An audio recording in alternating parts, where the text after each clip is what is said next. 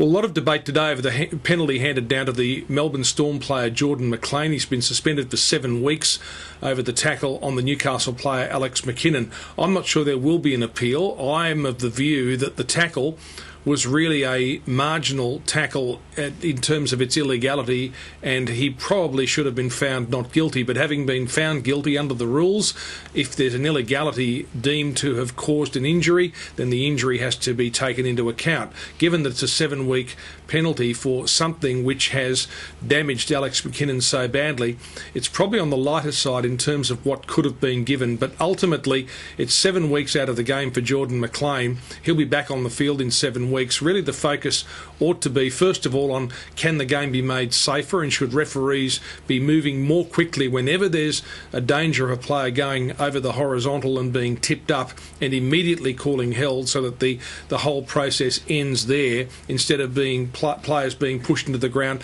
That, to me, would be a better way of dealing with it.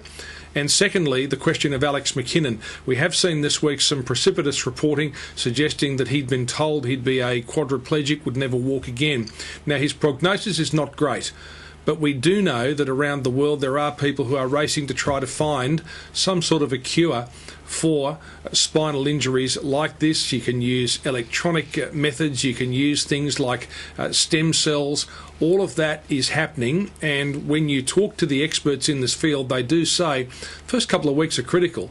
As the swelling starts to come down, they'll have a better idea of just how much damage has been done to the spinal cord.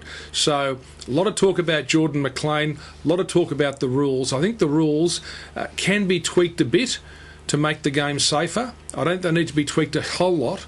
And the second thing is the focus ought to be on Alex McKinnon and his recovery, and we ought to be making sure that he knows he can live a full and productive life. He will be looked after by the rugby league community, the business community and the general community, and I think that was the subtext of the column written over the weekend by Wayne Bennett, his coach.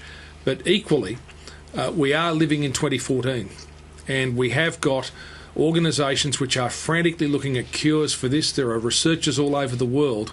In 2014, the idea that you can't connect up a broken spinal cord, well, there are people who think that technologically it may be able to be done somewhere down the track. So that might be the great hope for Alex McKinnon, and all of us need to hope that that happens as quickly as possible, bearing in mind that he's the one we're talking about because he's in the spotlight.